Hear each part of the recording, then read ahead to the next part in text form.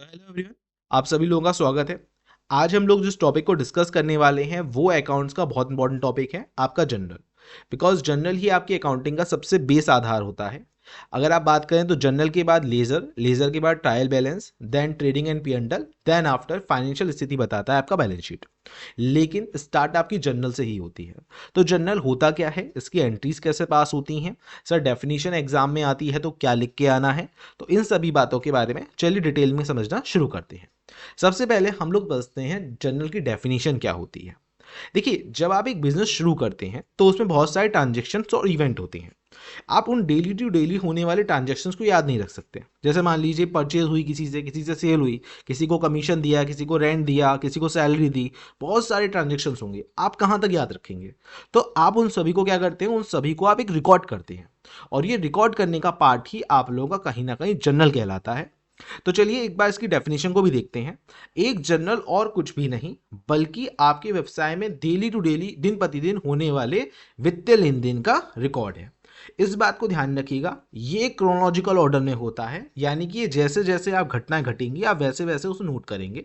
यानी कि ये नहीं है कि आज की घटना 10 दिन बाद नोट कर रहे हैं, नहीं, जैसे जैसे वो रिकॉर्ड हो वैसे ही वैसे नोट करिएगा।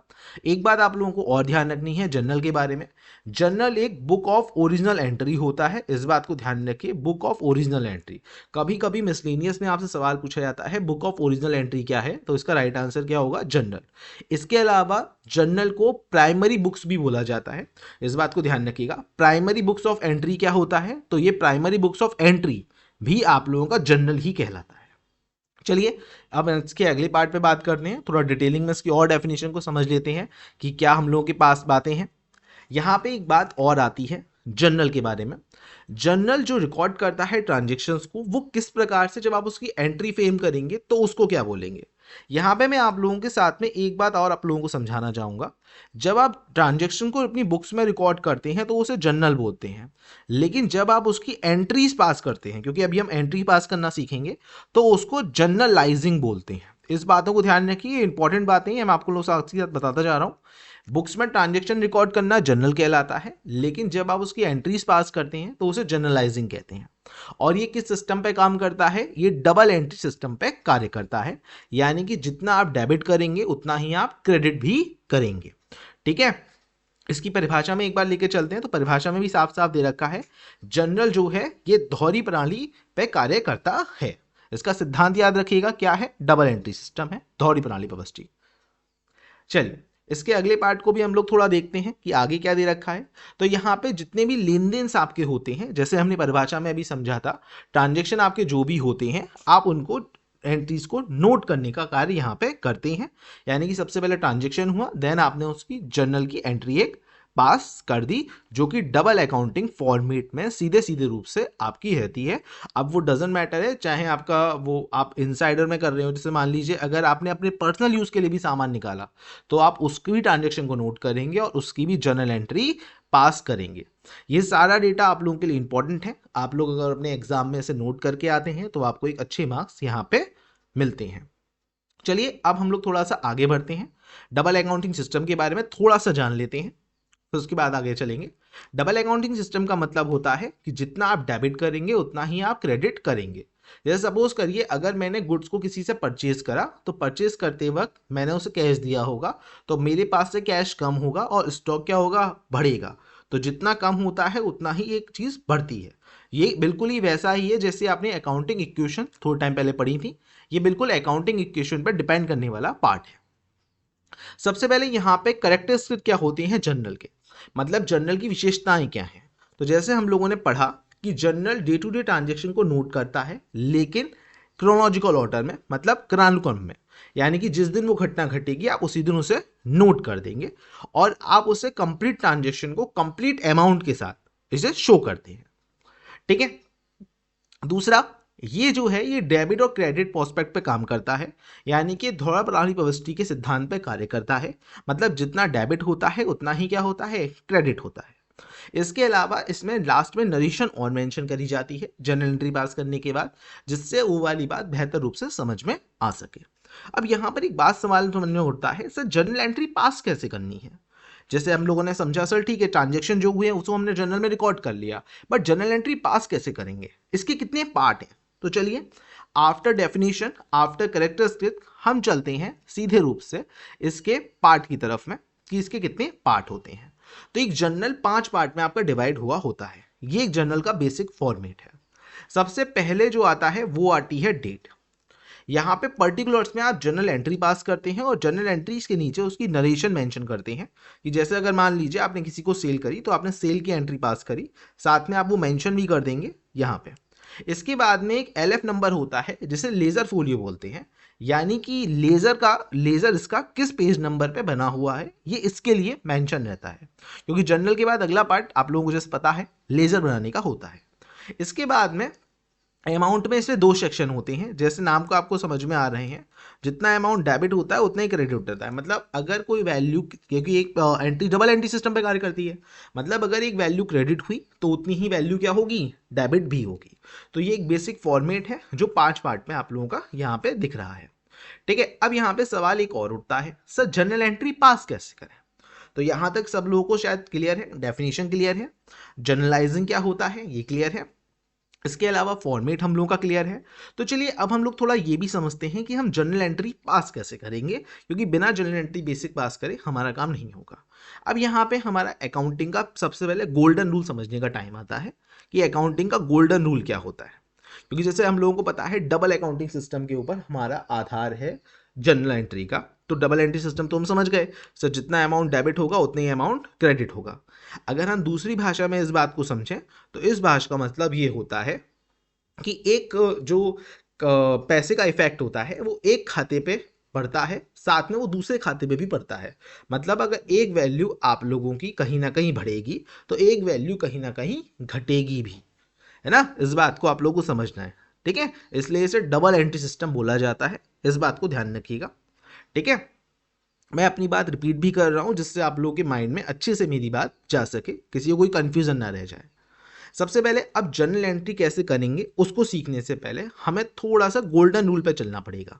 ये गोल्डन रूल ही आपका आधार होगा। ये गोल्डन रूल में आप लोगों को पहले एक बात समझनी है कि जैसे 3 टाइप के अकाउंट होते हैं, पर्सनल, रियल और नॉमिनल। पर्सनल अकाउंट में किसी पर्सन का अकाउंट आ जाता है, ठीक है। कंपनी अलग पर्सनल अलग होता है, सेपरेट एंटिटी कॉन्सेप्ट चलता है, तो किसी कंपनी का अकाउंट भी आ जाता है। या इसके अलावा आप लोगों का आउटस्टैंडिंग और प्रीपेड भी पर्सनल अकाउंट ही माने जाते हैं।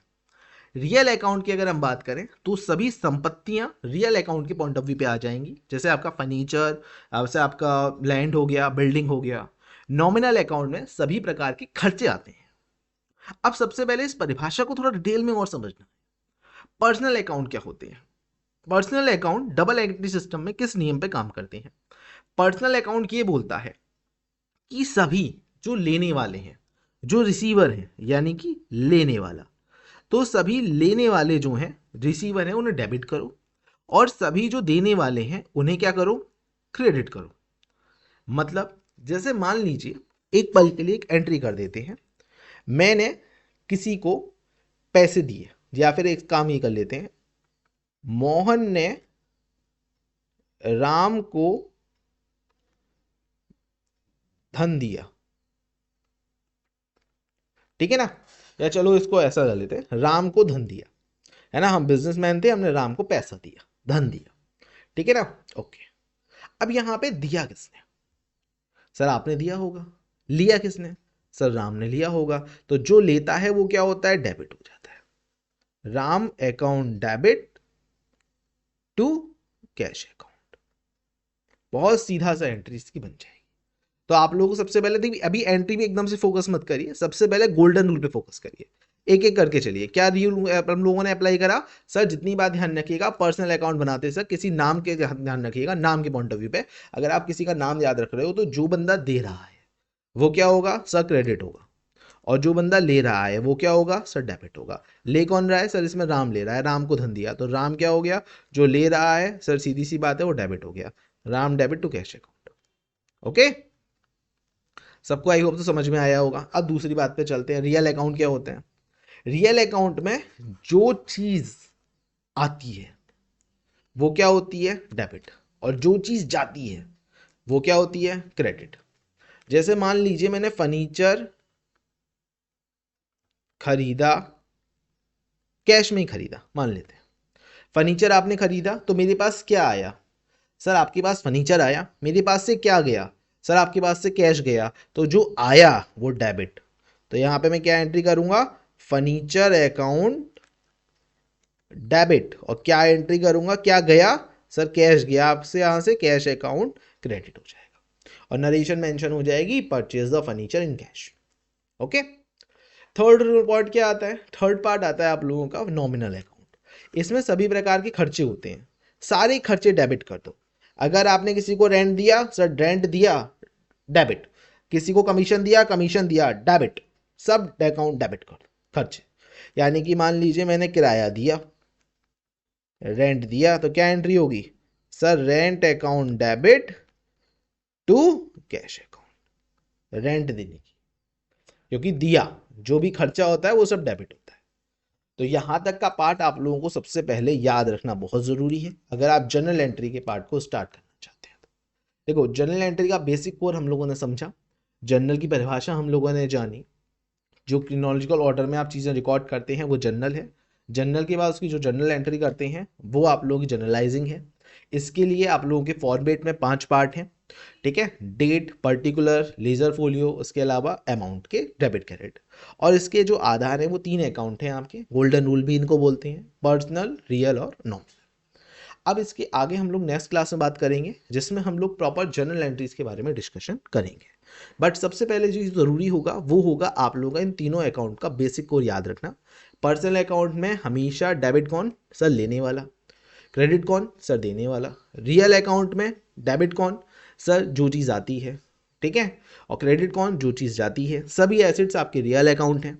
आपके पर्सनल अकाउंट में पर्सन आती हैं, डेप्टर क्रेडिटर आती हैं, कोई कंपनी का नाम आता है, आउटस्टैंडिंग और प्रीपेड आती है। नॉमिनल अकाउंट में आपके सभी खर्चे आते हैं, सारे खर्चे डेबिट और सारी इनकम क्रेडिट करनी है। तो चलिए, आई होप सो, मैं उम्मीद करता हूँ ये क्लास आपको समझ में आई होगी। अगर समझ में आई है तो अपने दोस्तों के साथ भी ज़रूर शेयर करिएगा और हम लोग अब नेक्स्ट क्लास से मिलेंगे। तब तक के लिए सबको take care. Thank you so much.